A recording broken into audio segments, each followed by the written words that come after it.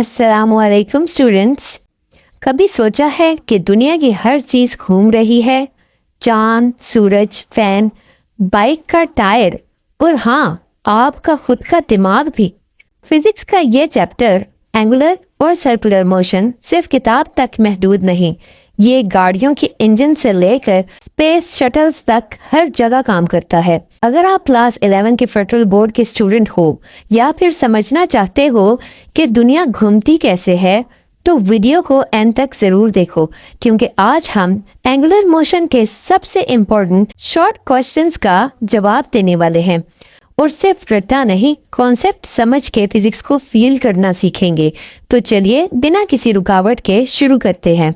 Question number 1 है, What is the value of angular acceleration of the minute hand of your wrist watch? अगर आपके हाथ में एक wrist watch है, तो सोचिए उसका मिनट हैंड हर वक्त चल रहा है, लेकिन एक सवाल उठता है, क्या इसकी एंगुलर एक्सेलरेशन भी होती है?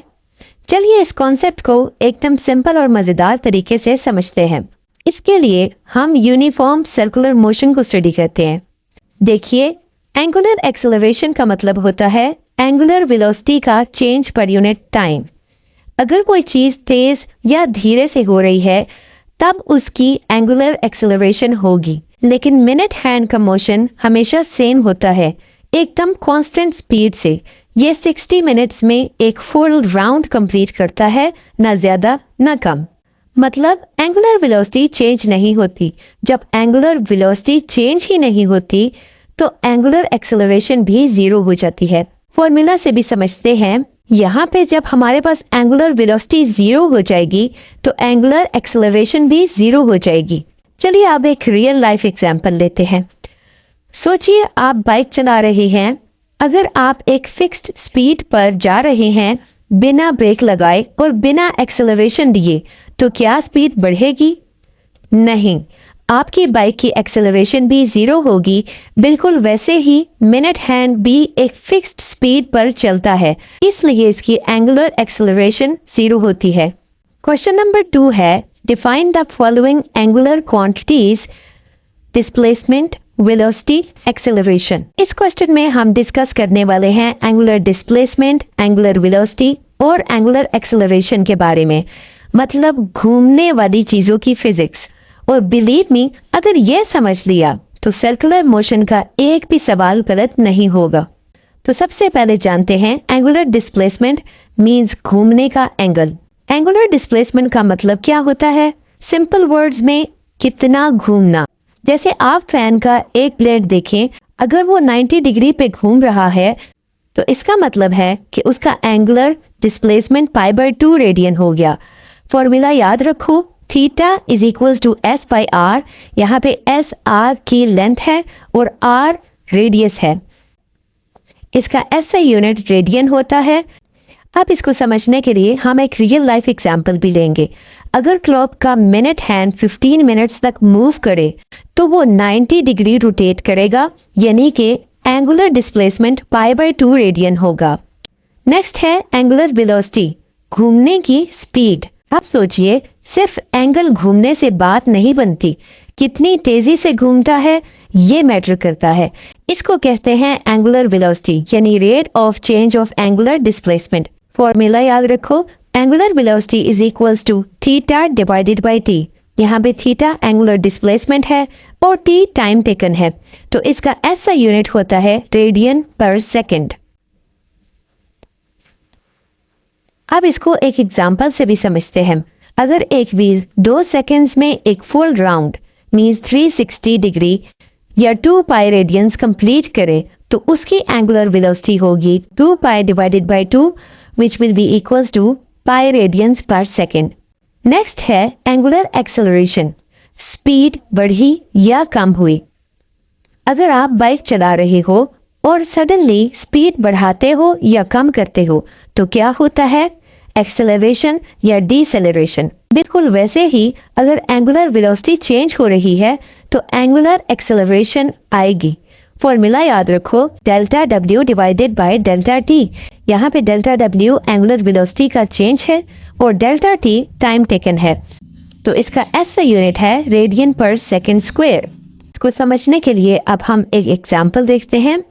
अगर एक फैन पहले 2 रेडियन पर सेकंड पे घूम रहा था, फिर बाद में 4 रेडियन पर सेकंड हो गया, तो सिर्फ 2 सेकंड में उसकी एंगुलर एक्सेलरेशन होगी 4 - 2 डिवाइडेड बाई 2, जो कि 1 रेडियन पर सेकंड स्क्वायर के इक्वल हो जाएगा।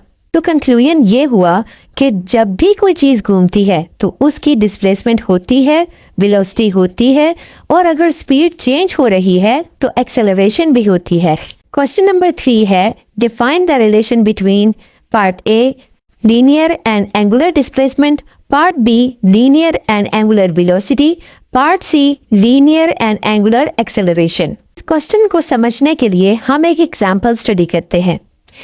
कभी आपने सोचा है कि एक साइकिल का छोटा व्हील और बड़ा व्हील एक ही एंगुलर स्पीड से घूमते हैं, लेकिन छोटा व्हील जल्दी घूमता है और बड़ा व्हील देर से। क्यों होता है ऐसा? आज हम जानेंगे लीनियर और एंगुलर मोशन का असली कनेक्शन। जब भी कोई ऑब्जेक्ट सर्कल में मूव करता है, उसकी एंगुलर डिस्प्लेसमेंट थीटा तो सेम होती है, मगर लीनियर डिस्प्लेसमेंट अलग होती है। इसका फॉर्मूला है S = R थीटा। मतलब अगर बड़ा रेडियस हो तो ज्यादा लीनियर डिस्प्लेसमेंट होगी, और अगर रेडियस छोटा हो तो कम लीनियर डिस्प्लेसमेंट होगी। मींस जितना बड़ा रेडियस उतनी ज्यादा लीनियर डिस्प्लेसमेंट होगी। पार्ट बी है linear velocity and angular velocity. अगर कोई ऑब्जेक्ट सर्कुलर मोशन में घूम रहा है तो उसकी एंगुलर वेलोसिटी तो सब पॉइंट्स के लिए सेम होती है, मगर लीनियर वेलोसिटी डिफरेंट होती है। फॉर्मूला है V = R ओमेगा। मतलब बड़ा रेडियस मींस ज्यादा लीनियर स्पीड और छोटा रेडियस मींस कम लीनियर स्पीड। अगर एक साइकिल का छोटा व्हील और बड़ा व्हील दोनों एक ही एंगुलर स्पीड से घूमे तो बड़े व्हील की स्पीड ज्यादा होगी। पार्ट सी है linear acceleration and angular acceleration. जब एंगुलर वेलोसिटी चेंज होती है तो एंगुलर एक्सेलरेशन भी चेंज होती है, और जब लीनियर वेलोसिटी चेंज होती है तो लीनियर एक्सेलरेशन होती है। फॉर्मूला है A = R अल्फा। मीन्स अगर रेडियस ज्यादा होगा तो एक्सेलरेशन भी ज्यादा होगी, और अगर छोटा रेडियस होगा तो एक्सेलरेशन भी कम होगी। क्वेश्चन नंबर 4 है, is centripetal force a fundamental force और a force provided by any of the fundamental forces? Can any combination of the fundamental forces provide centripetal force? सोचो एक बाइक हाई स्पीड पे एक sharp turn ले रही है। अगर सेंट्रीपिटल फोर्स ना हो तो क्या होगा? बाइक सीधा स्किड कर जाएगी। फिर सवाल उठता है, ये सेंट्रीपिटल फोर्स कोई अलग फोर्स है या किसी और फोर्स का एक रूल है? आज ये कॉन्सेप्ट इस क्वेश्चन के थ्रू हम बिल्कुल क्लियर करेंगे। फिजिक्स का एक सिंपल रूल है, अगर कोई ऑब्जेक्ट सर्कुलर मोशन में है तो उसको सेंटर की तरफ एक फोर्स चाहिए, वरना वो सीधा निकल जाएगा। यही फोर्स सेंट्रीपिटल फोर्स होती है। फॉर्मूला याद रखना, centripetal force = mv² divided by r। इसके लिए एक रियल लाइफ एग्जांपल भी देखते हैं। Car turning on a road. अगर रोड स्लिपरी हो तो फ्रिक्शन कम हो जाती है और कार स्किड कर जाती है। अब सवाल यह है कि क्या सेंट्रीपिटल फोर्स एक नई फंडामेंटल फोर्स है? बिल्कुल नहीं, ये कोई अलग फोर्स नहीं है, बल्कि किसी दूसरी फोर्स का ही एक रूल है। फिजिक्स में सिर्फ 4 फंडामेंटल फोर्सेस हैं।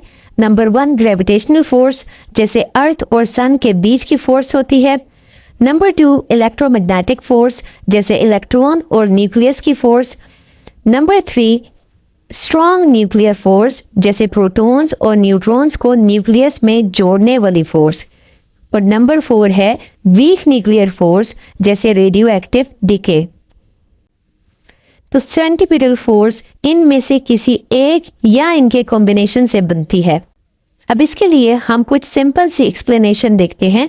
जब अर्थ सन के अराउंड घूम रहा होता है तो ग्रेविटेशनल फोर्स सेंट्रीपिटल फोर्स का काम करती है।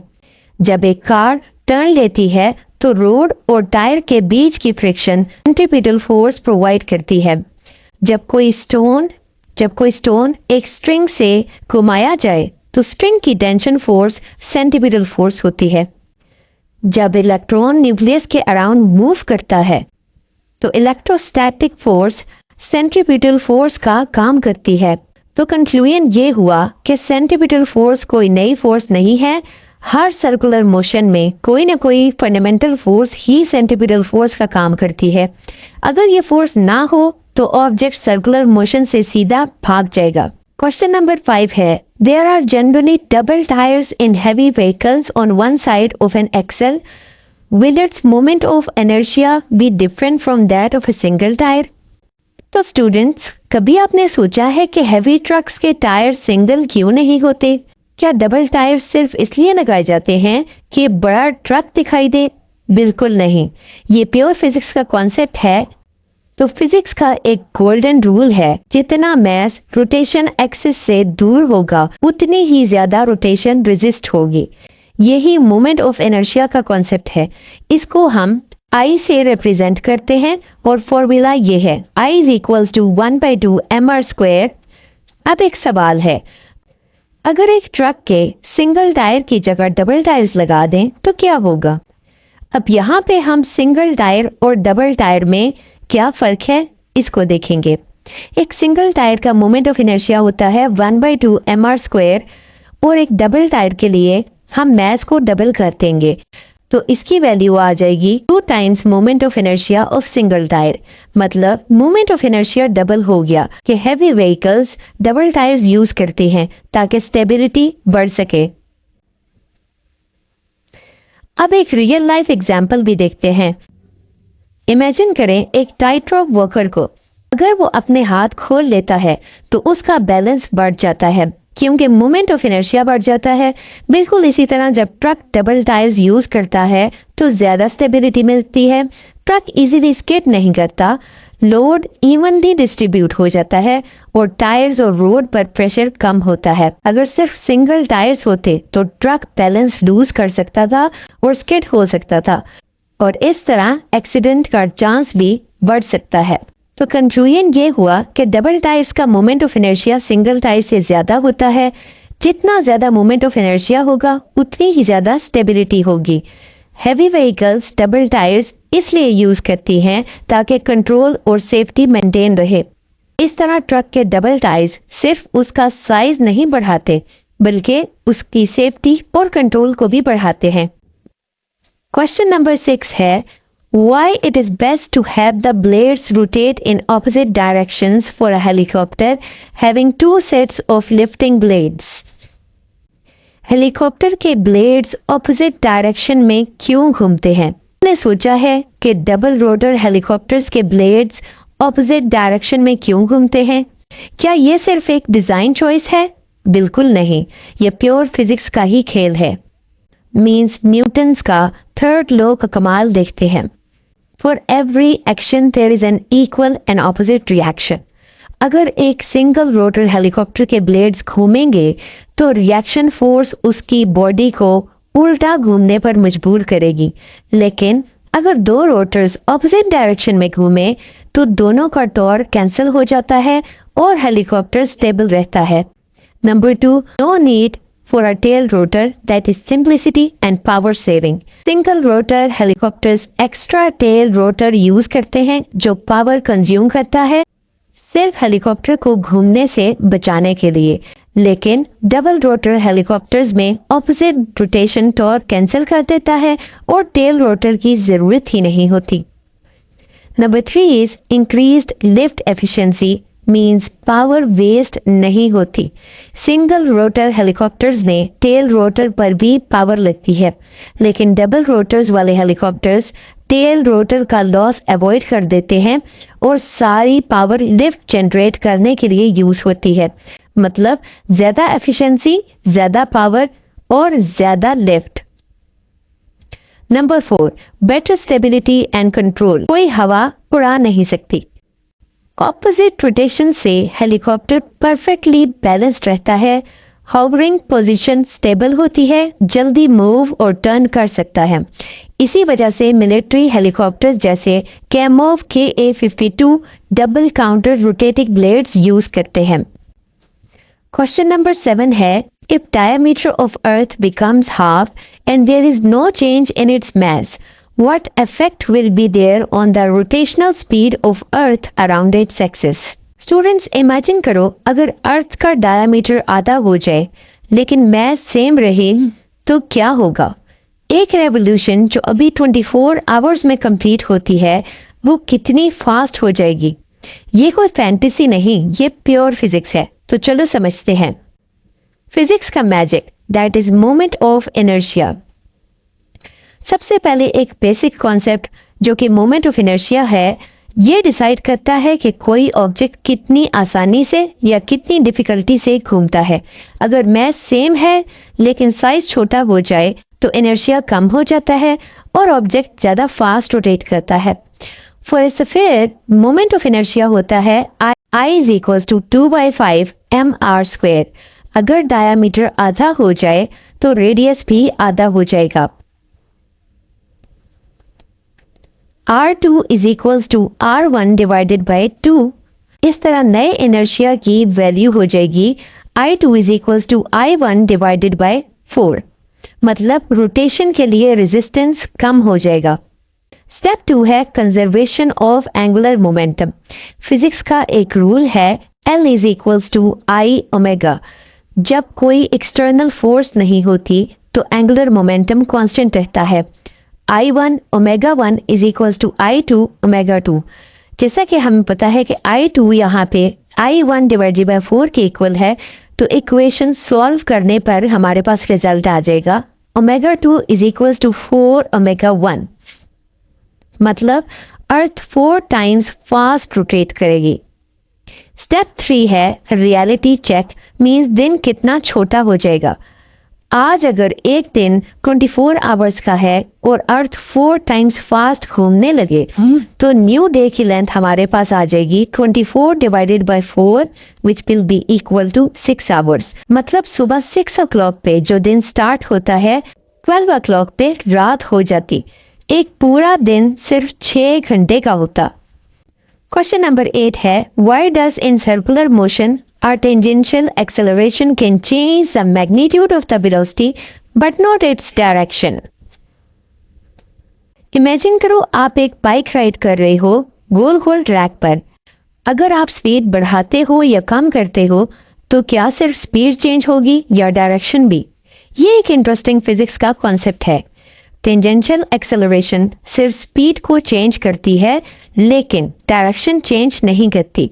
चले इसको एक सिंपल और पावरफुल तरीके से समझते हैं। स्टेप 1 है सर्कुलर मोशन में 2 एक्सेलरेशंस होती हैं। Number 1 tangential acceleration, number 2 centripetal acceleration. Tangential acceleration tangent के अलोंग होती है, मतलब ये वेलोसिटी का मैग्नीट्यूड बढ़ाती या कम करती है, डायरेक्शन पर कोई असर नहीं डालती। जबकि सेंट्रीपिटल एक्सेलरेशन हमेशा सेंटर की तरफ होती है, ये वेलोसिटी की डायरेक्शन चेंज करती है। इसके बिना सर्कुलर मोशन इम्पॉसिबल होता है। स्टेप 2 है रियलिटी चेक। इमेजिन करें आप एक सर्कुलर रेस ट्रैक पर हो। अगर आप पैडल तेज चलाते हो तो स्पीड बढ़ती है लेकिन आप फिर भी सर्कल फॉलो कर रहे हो। अगर आप ब्रेक लगाते हो तो स्पीड कम होती है लेकिन डायरेक्शन वही रहती है। डायरेक्शन चेंज क्यों हो रही है? क्योंकि सेंट्रीपिटल एक्सेलरेशन सेंटर की तरफ फोर्स लगाती है। मतलब स्पीड चेंज करना और डायरेक्शन चेंज करना दोनों अलग अलग काम है। टेंजेंशियल एक्सेलरेशन सिर्फ स्पीड चेंज करती है, डायरेक्शन नहीं। सेंट्रीपिटल एक्सेलरेशन ही डायरेक्शन को सर्कुलर मोशन में रखती है और दोनों एक्सेलरेशंस मिलकर सर्कुलर मोशन को पॉसिबल बनाती हैं। Why does usually the value of artificial gravity is smaller than 9.8 meter per second square? Space में चलना है या उड़ना, आर्टिफिशियल ग्रेविटी का राज। सोचो अगर आप स्पेस में हो और स्पेस में रहना हो मंथ्स या ईयर्स तक तो क्या होगा? बॉडी वीक हो जाएगी, मसल्स और बोन्स डैमेज हो सकती हैं। इसी वजह से साइंटिस्ट आर्टिफिशियल ग्रेविटी बनाते हैं। पर एक सवाल है, ये 9.8 मीटर पर सेकेंड स्क्वायर से कम क्यों होती है? चले इसको समझने के लिए हम आर्टिफिशियल ग्रेविटी को समझते हैं। अर्थ पे हम ग्रेविटी 9.8 मीटर पर सेकेंड स्क्वायर एक्सपीरियंस करते हैं लेकिन स्पेस में ग्रेविटी 0 होती है। तो एस्ट्रोनॉट्स को आर्टिफिशियली क्रिएट करनी पड़ती है। कैसे? रोटेटिंग स्पेस स्टेशन से। इसका फॉर्मूला है centripetal acceleration is equals to omega square R. मतलब अगर हमें ज्यादा ग्रेविटी चाहिए तो या तो रेडियस बड़ा हो या रोटेशन फास्ट हो। यहाँ एक बड़ा चैलेंज है। स्टेप 2, 9.8 मीटर पर सेकेंड स्क्वायर को अचीव करना क्यों मुश्किल है? नंबर 1 रीजन है स्ट्रक्चर का साइज। अगर हम अर्थ जैसी ग्रेविटी चाहते हैं तो बहुत बड़ा स्पेस स्टेशन चाहिए।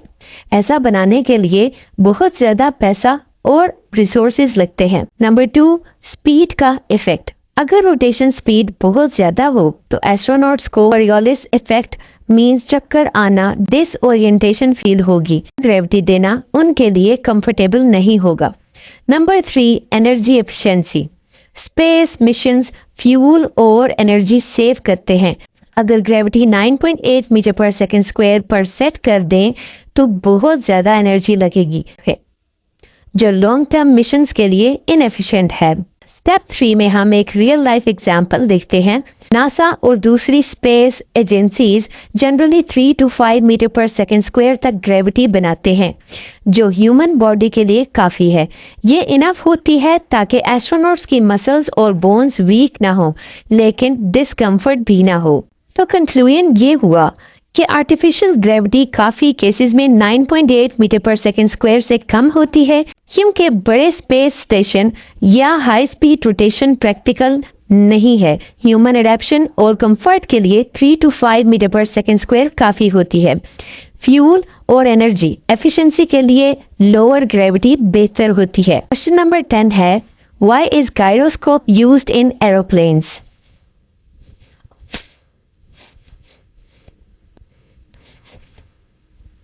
एरोप्लेन्स का बैलेंस कैसे बना रहता है? गायरोस्कोप का कमाल। कभी आपने सोचा है कि एरोप्लेन हवा में इतना स्टेबल कैसे रहता है? हवा तेज चल रही हो, बादल हो या टर्बुलेंस हो, फिर भी प्लेन अपनी डायरेक्शन लूज नहीं करता। ये सिर्फ एक ही चीज की वजह से पॉसिबल है, वो है गायरोस्कोप। तो चलिए इसको समझते हैं।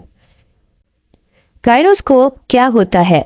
एक घूमने वाली स्पिनिंग डिवाइस जो अपनी डायरेक्शन मेंटेन करती है चाहे कोई भी फोर्स उस पे लगे। फिजिक्स का एक सिंपल रूल है, रिजिडिटी इन स्पेस। गायरोस्कोप अपनी पोजीशन लूज नहीं करता और ये एरोप्लेन्स के लिए एक गेम चेंजर है।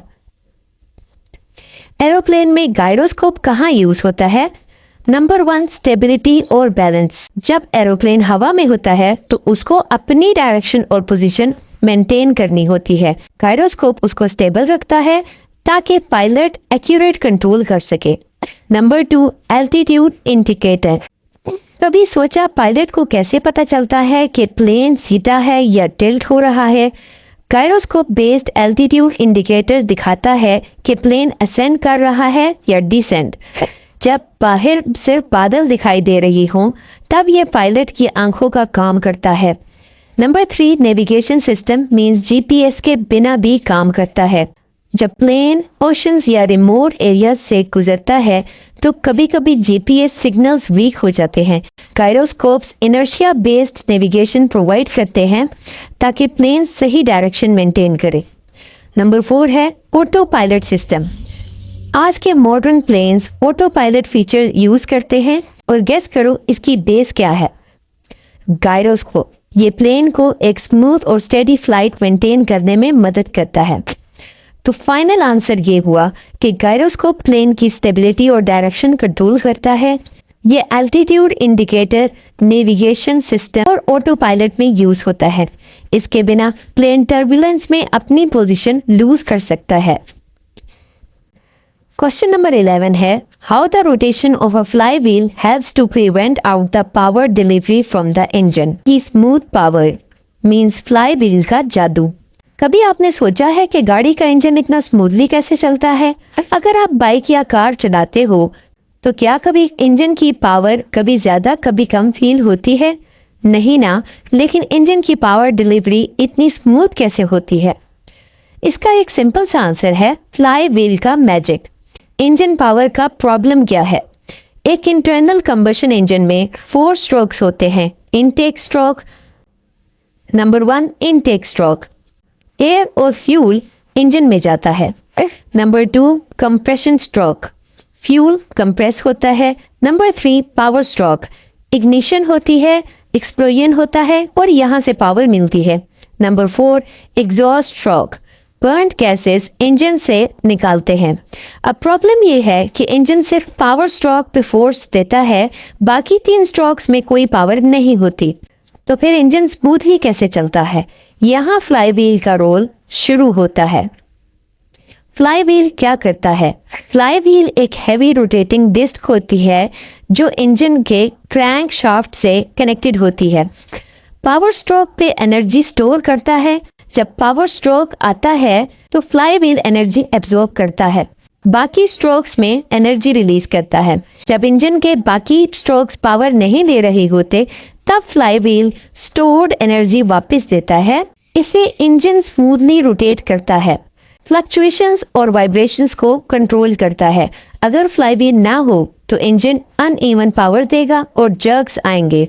फ्लाईव्हील एक शॉक एब्जॉर्बर की तरह काम करता है और स्मूथ पावर फ्लो इंश्योर करता है।